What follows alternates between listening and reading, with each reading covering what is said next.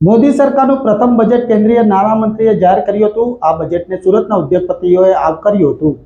નરેન્દ્ર મોદી સરકારમાં બજેટ જાહેર કરવામાં આવ્યું હતું। નાણામંત્રી નિર્મલા સીતારામને આ બજેટ જાહેર કર્યું હતું, જે બજેટને સુરતના ઉદ્યોગપતિઓ દ્વારા આવકારવામાં આવ્યું હતું। મોદી સરકારનું આ બજેટ લક્ષી અને ખેડૂત લક્ષી તેમજ સામાન્ય વ્યક્તિ અને ઉદ્યોગોના હિતમાં હોવાનું જણાવ્યું હતું। આ બજેટથી યુવાનોને સ્ટાર્ટઅપમાં પણ ફાયદો થશે। ઉપરાંત મહિલા અને યુવતીઓ માટેની યોજનાઓમાં પણ જોગવાઈ કરવામાં આવી છે। જ્યારે ટેક્સ રિજીમમાં મોટી છૂટ આપવામાં આવી છે।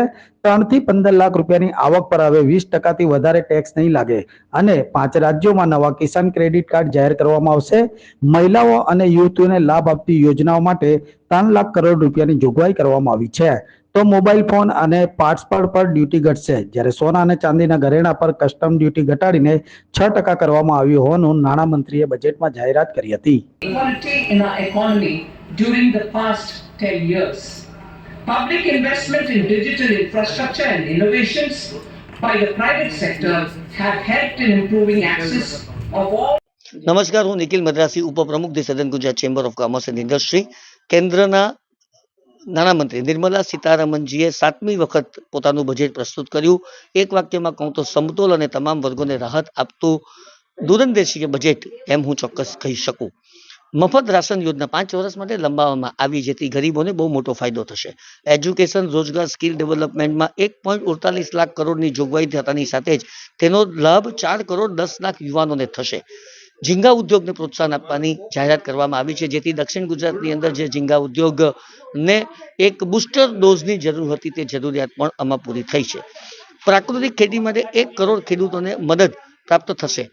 પ્રાકૃતિક ખેતી એટલા માટે જરૂરી છે કે અત્યારે જે રીતની પરિસ્થિતિ છે, જે રીતે આર્ટિફિશિયલ ખેતી કરવામાં આવે છે, વધુ પડતા જંતુનાશક દવાઓનો ઉપયોગ કરવામાં આવે છે, તેવા સંદર્ભની અંદર નેચરલ ફાર્મિંગનું મહત્વ વધતું ગયું છે અને તેને પ્રોત્સાહન આપવાની સરકારની જવાબદારી તેઓએ બતાવી છે એમ પણ કહી શકું।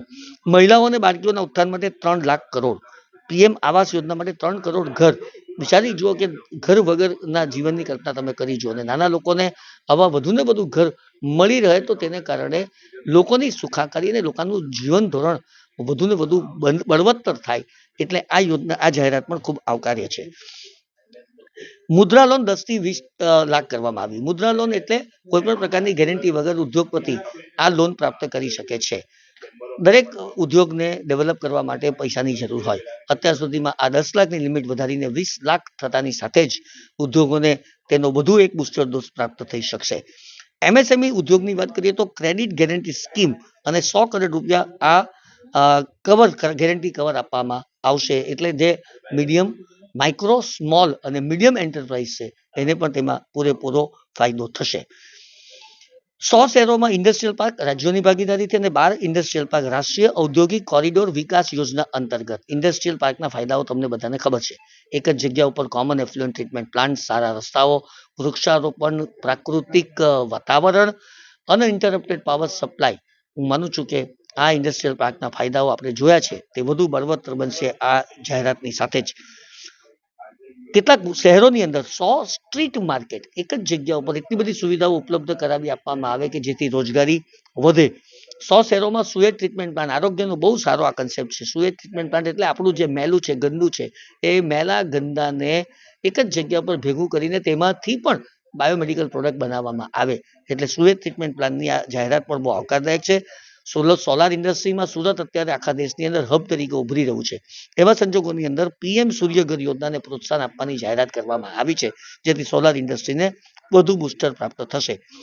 સાહેબ, કેન્સરની 3 નવી દવા કસ્ટમ ડ્યુટીમાંથી મુક્તિ આપવાની સાથે કેન્સરના સારવાર વધુ રાહતદાયક બનશે। એફડીઆઈના નિયમ સરળ થવાને કારણે સ્ટોક માર્કેટને મદદ પ્રાપ્ત થશે। ભલે અત્યારે સ્ટોક માર્કેટ નારાજ હોય, કારણ કે એફએનડોની અંદર એસટીસી વધારવામાં આવ્યો છે, પરંતુ લાંબા ગાળે તેનો ફાયદો થશે। મોબાઈલ ફોન અને ચાર્જર પર 15% કસ્ટમ ડ્યુટી ઘટતાની સાથે જ હવે તેના વપરાશકારોને તેનો ફાયદો થશે।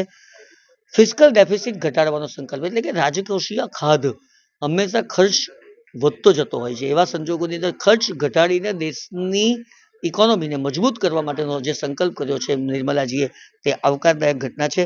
કાચા હીરા વેચતી આંતરરાષ્ટ્રીય કંપનીઓને સેફ હાર્બર દર જાહેર કરાતાની સાથે માઇનિંગ કંપનીઓ હવે સીધી સુરત આવીને ધંધો કરશે, એટલે ડાયમંડ ઉદ્યોગને પણ ફાયદો થશે।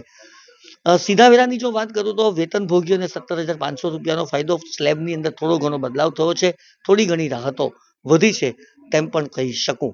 અને એક્સપોર્ટ વધારવા માટે નાના શહેરોને પીપીપી મોડેલ દ્વારા ઈ કોમર્સના હબ બનાવવાની જાહેરાત એ બહુ આવકારદાયક ઘટના છે કે જેથી ચોક્કસ જ નિકાસને વધુ પ્રોત્સાહન મળશે. આમ એક આખા વાક્યની અંદર જો મારે કહેવું હોય તો નિર્મલાજીનું આ બજેટ સમતોલ, તમામ વર્ગોને રાહત આપતું એક દૂરંદેશી બજેટ છે તેમ કહી શકું. ધન્યવાદ.